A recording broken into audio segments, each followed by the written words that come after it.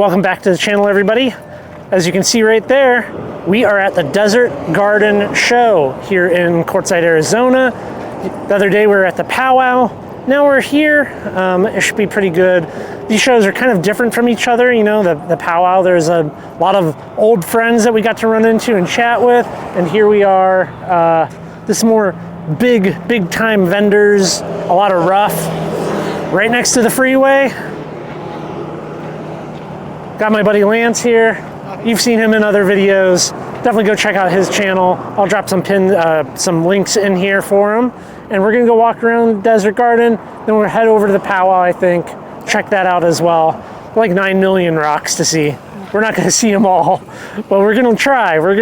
It should be good. It's a Saturday morning. People are just kind of unpacking their tables, and yeah, we'll get at it here.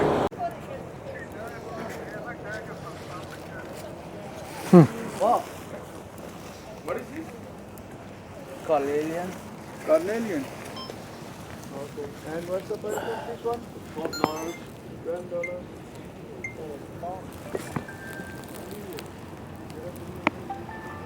If you guys want to wait for like 5 minutes, I would spray for you guys. I would have thought that was azurite and malachite. This is Chrysocolla? Chrysocolla. Yeah. I'm gonna open my booth. Yes, I'm under contract here, pal.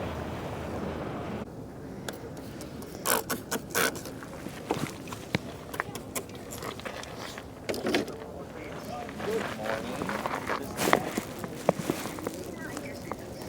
Hey, do you know? Can you?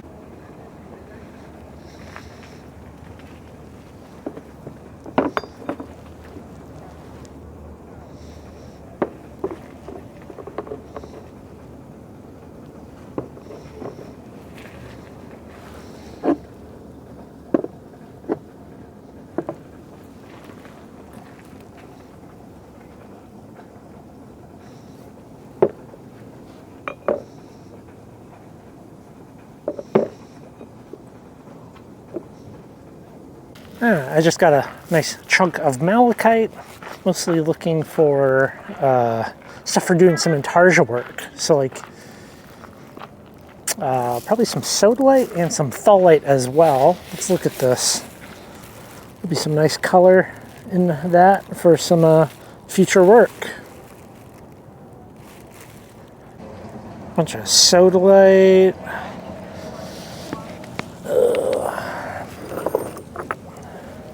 $7 a pound.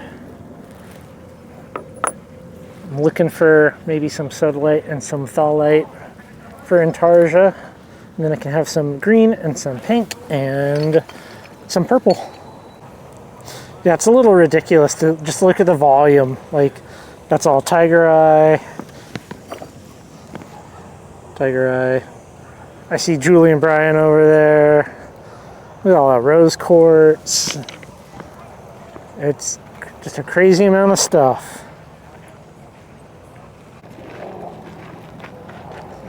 Yeah, there's just goes and goes and goes. There's also a loose dog down at the end of that road, just so you know. Hey, it's a Richardson's buffer. Slabs. That's a lot. It's just so much. Well, they're not open yet, but look at that stack of saw blades. Also looks like there's a ton of machines over here. Oh man.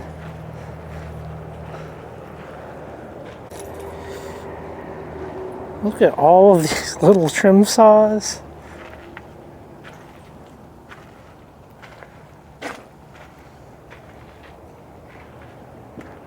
Man, motors for days.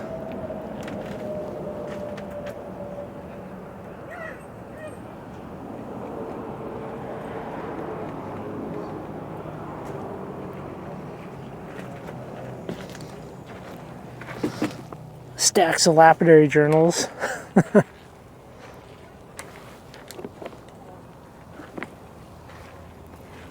Oh, it's an old star. That's an old... I don't think I've ever seen one of these. So that's number 409, serial number 409. They were sequential.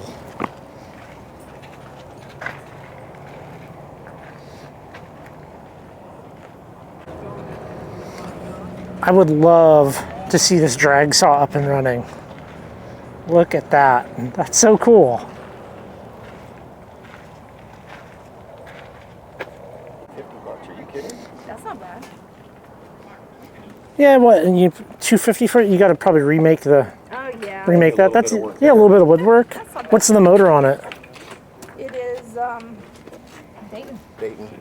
There you go. There you go. Dayton's and Baldors. And this one's Good. 300. Dayton's and Baldors. It sounds like a wizard's name. Baldor. Oh man, an old NS8 with the old lower tone hoods. Oh man.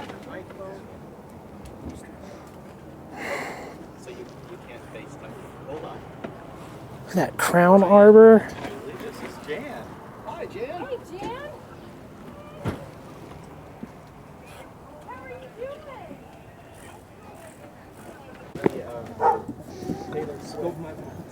An old Star. Balanced. She talked to my dad on the phone too.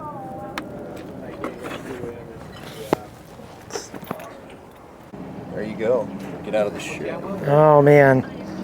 I'm not in the market for faceting. Well, I take that back. I'm always, but like, you know, that's pretty sweet. That's in the original crate. I believe that's the original crate. Currently working by candlelight. It was for dopping, dopping your stones. Man, that's awesome. That is pretty cool. awesome. Brian and I were. Yeah, that's very cool. I'm gonna figure out how much of this guy is. It's awesome. Well, I think that about does it for the Desert Garden show for us. That was a little interesting. I don't know. I have mixed feelings about it. There's a lot of vendors. There's a lot of just stuff, unlabeled stuff, no prices. Ask for all of that, which isn't really my thing. But I did get two things that makes me happy. I got that Star Lap. I got a piece of malachite, and overall, it was an interesting experience. And we're gonna go hang out, and maybe we'll stop in at the powwow again. But you ain't gonna see that. So, all right, we'll catch up with you in the shop. We'll look at the stuff all cleaned up, and we'll chat about it. We are back from the Desert Garden show, and well, I guess I'm back with some very mixed feelings. Obviously, if you got this far in the video, well, the previous part that was actually filmed at Desert Gardens was rather short for a number of reasons. There's some vendors playing copywritten music, and obviously I can't put that here on YouTube unless I want to get stricken down by the YouTube algorithm. So there's that, and just kind of, I feel like the vendors weren't that good or awake. Yeah, I mean, we got there at 9, a little after 9. We were there until 11:30. And even we were like waiting before 9. And we're like, no, they're still closed. Nobody's opening up. And even walking around, people were there were definitely vendors just opening up when we were leaving, which... There's a lot of vendors that had no labels, no price tags. And keep in mind, Desert Garden is a show that goes on for like 2 months, right? Yeah, it's all of January, pretty much up till Tucson. Yeah, you have plenty of time to make a cardboard sign for your ginormous pile of rocks. So I didn't like that. There's some vendors, like, I don't know how to even describe it. It wouldn't be catcalling. It'd be like, hey, you have a camera, come over here, live stream to your viewers, and like we'll work out like a deal where like I would get a cut of like, they would take their wholesale price or their retail price there at the show, lower it, I would oversell to you, and they would handle the shipping, and like it was like a whole thing. I'm like, stop. Didn't that happen in the powwow too? Yeah. But it was more so in this show. Yeah, and I'm like, I don't like any of that. So There was more like salesman type of people selling versus oh, I found this rock and I mined it out of my mine. Look how cool it is. Yeah, I prefer small scale mining and things like that rather than giant stuff. However, You did buy stuff. I did buy stuff. I did buy stuff. Let's look at the rock, and then we'll look at this over here. I want to continue pursuing Intarsia, and I want some fun colors since so many things are, well, dark. So I was really hoping for some malachite, sodalite, lapis, tholite, those things. Instead, all I got was the malachite, which that's okay, you know. That's fine. I can get the other stuff. The other stuff that I saw there, it was like either giant or had tons of fractures. But yeah, so I got this big plate of malachite. And keep in mind, for doing Intarsia work, I'm just gonna be like slicing like little paper thin slices because I want some bright green borders. That's kind of what I'm going for there. And so that's good. And this was a good price. I've seen something like this, hand size, kind of thick, quite expensive online. So that was that was good. It was $15 a pound. So What's that, 2 pounds, 3 pounds? that's a good question. It was like 2.5, something like that. Yeah. So not bad. Makes me happy. Okay, so that's good. A little bit closer to doing some fun, bright, colorful Intarsia work. Well, the machines were definitely a highlight for me. Another thing where it's a little awkward because there's like nobody around and it's just all right, so this is what I got. This is a star lapidary flat lap. And not just any flat lap. This one has these threads on the back, and this one is also balanced. So for a comparison, here is another one, very similar, except this one has this giant like stem or whatever on it, and it's actually just drilled all the way through, and it's just a piece of die-cast aluminum, and no balancing. So where do these things go? Okay, so the balancing, if you don't know, they are spun and drilled out the variation in it, so when it spins, it's like runs perfectly true.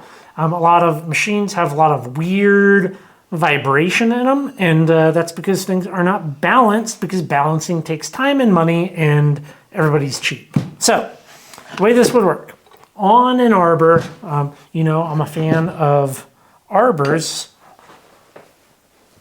Get this out. You know, I'm a fan of arbors, and this is a Lortone NS8. I just have a little 6-inch wheel here for, I guess, the purpose of showing you how this is going to kind of go together, but an 8-inch wheel would be ideal. This guy gets threaded on here. So typically you would have a spacer in here, and you would have your wheel, and then you would have this flat disc, and you're replacing the nut that would typically go on the arbor shaft with this. It's basically the nut. So now,